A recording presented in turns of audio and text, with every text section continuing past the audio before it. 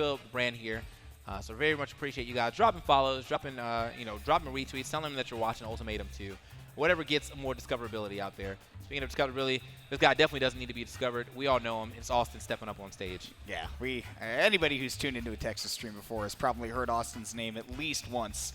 You know, back at the beginning of Ultimate, he was winning pretty much every event that he entered down here. Yeah.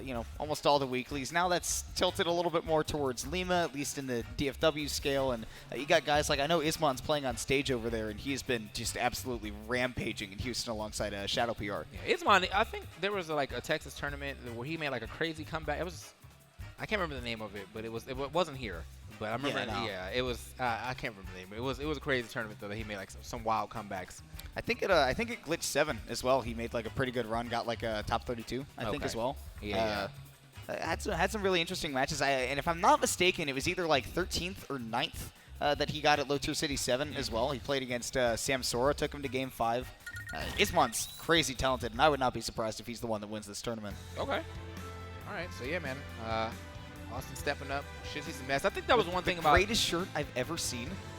Oh, actually, we got some stats here. So DFW Smash ranks 2nd right now. His placing at Ultimatum in 2018 was 4th. So definitely don't want to count him out by any means. I think that's one of the things you have to talk about though is that it's not really Awestin who's like losing skill. It's more so Ness. I feel like in every game, Ness starts off like, oh my God, Ness is so busted, right?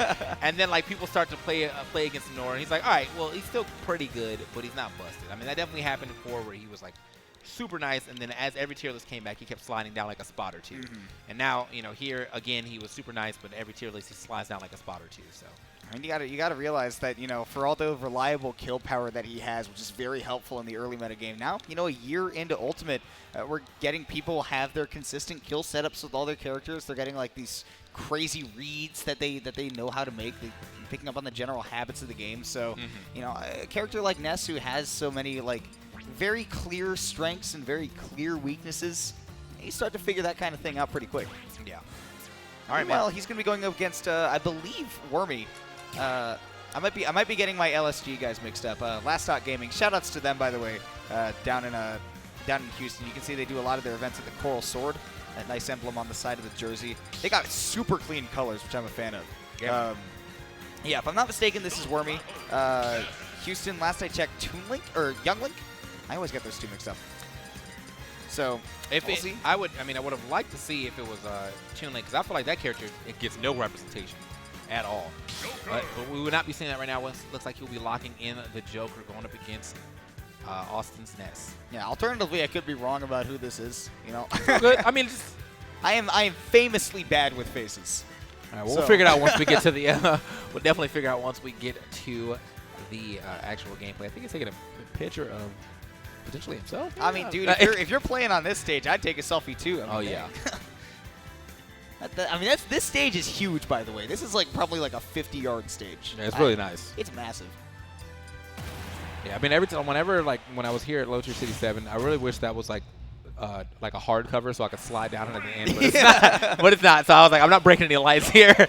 Anyway, getting into our first match. Okay. It is Wormy. So Wormy's playing with the Joker here, going up against Austin's Ness.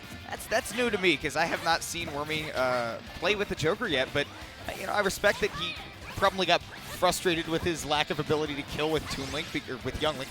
I'm mixed up, but yeah, with Young Link, because it's hard to find those. But with Joker, once you get that Arsene ready, you can do it. But first, you got to get around these ledge traps from Ness, and they are easy bake. Yeah, very nice right there for him to actually drop the counter and then drop an aggressive hitbox so he can grab this ledge without any type of anything stopping him. So good stuff. Also going to absorb the Aegon right there. He sees that if Wormy's just going to run away, he's probably assumed the projectile's coming out later. But here goes Stomp Back. Or it's basically Stomp Knee, but for a small child. Yeah. Now we see Yo-Yo. Yeah, well, good that he didn't buffer an option there. A lot of people do end up buffering like an air dodge or something and then losing their stock. Luckily, though, you are playing with Joker, who has a deceptive range on that up B with or without Arsene. However, that back throw, not going to be able to survive that. Even across Pokemon Stadium, too. I mean, Ness has got some rage. Joker is a very light character, but I love the landing right there from Wormy to mix up what he's doing after those guns. I mean, if he continues to be hard to press after he does that right there, you saw him try to get the back air out, but he canceled it before the hitbox. Nice to have Arsene now how do you get around this ledge trap? You don't, well, apparently. Yeah, I mean, even if he recovered early, I think Awestin could have just hit the stage, probably turned around in time to get that back throw. So, yeah, he was in a really bad spot. Oh, wait a minute. Oh, my gosh, that's not a true combo, but boy, is it one to watch. All right, I thought if he got that second PK fire, that probably was going to lead to stock. No. I felt the stock being gone right there. That could. I mean, if Awestin gets the time, I mean, it could be a PK Thunder too, and I don't want to watch that. There we go, back air, very nice. Yeah. And so finally gets the stock here, but Awestin, I mean, already was a lot of damage here onto Wormy, on top of the Awestin being very close to being gone now. See, Austin's actually trying to like either absorb or reflect guns often, and you can't do that. They're articles, they're not projectiles. Yeah. And now we see him wait for that roll in, back throw, not the best DI, but I think that Wormy may have just gone, okay, that might have been game 2 DI.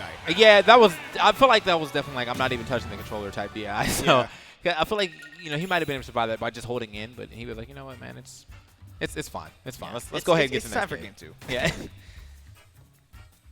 Well, we'll see. I mean, I know that Wormy's got a couple of other characters in his pocket, but I'd like to see him stick it out with the Joker. I mean, you saw that there were a couple things that Awestin didn't really have a grip on as far as the matchup goes. It was just a matter of Wormy lost a couple of early stocks. You know, one off stage, that PK Thunder stage spike at like 50.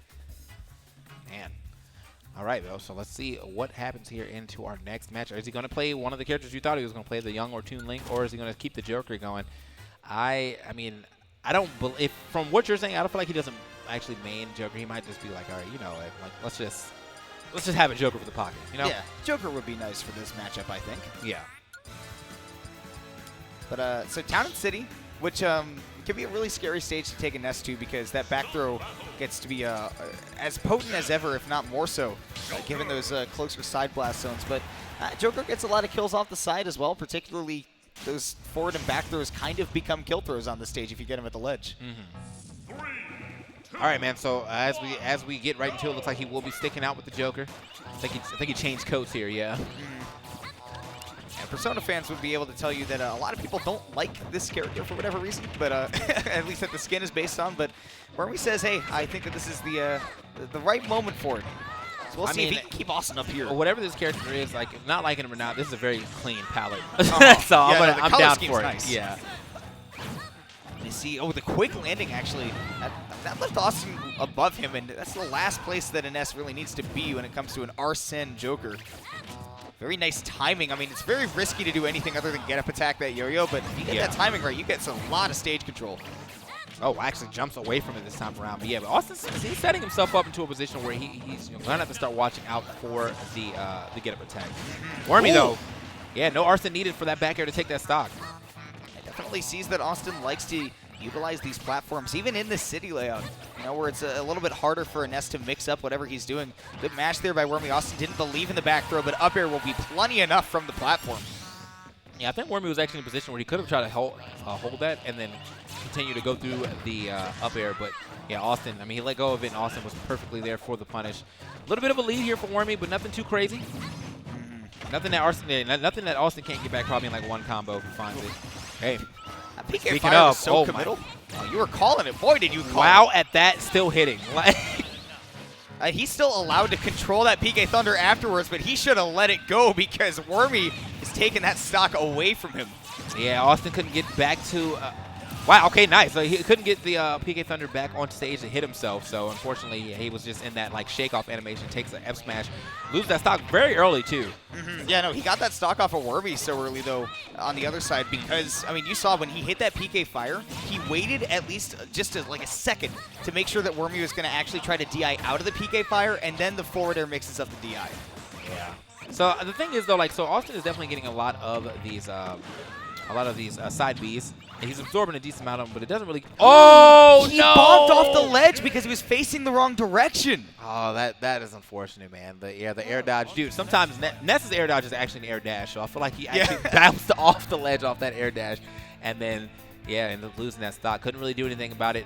Ness is in that air dodge animation for a long time because of the slow fall speed, so yeah.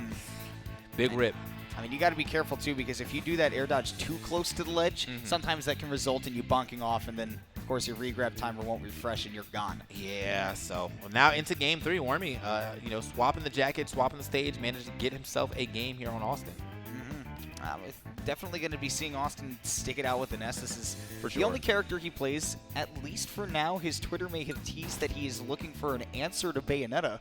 So, I mean, if he plays against Lima, there may be something else cooking. But for right now, it's going to be all the Ness all the time. You're watching the Ness channel. I was like, just use the sword, man. Like, that's now, honestly, in this game, usually the sword is like, that is an answer for like 90% of the game. It's just like, you know what? I don't have a good matchup. Use the sword. Okay, thanks. Oh, hey, I feel better already. Yeah. I will give you a better hitbox. This is nice. No ending like, hey, I'm okay with it. All right. So, hey, Game 3, Smashville. Yeah. This is an often seen Ness pick, especially if Yoshi's Island Brawl is not legal or banned in some cases, which it often is against Awestin. He's going to get that PK Thunder 2 right off the bat. Welcome to DFW. Wait, is that legal here? Yoshi's Island? What, Yoshi's Island Brawl? Yeah. It is on a couple of our weekends. Okay. That's cool. I mean, like, I don't know, man. There's a couple stages that I don't care for them to be legal only because of hazards off. Like, that's why we still need that hazard switch, like, on the stage select so we can bring Smashville back to its true form. Yeah. Which but also, I would definitely play Yoshi's Island if it tilted again.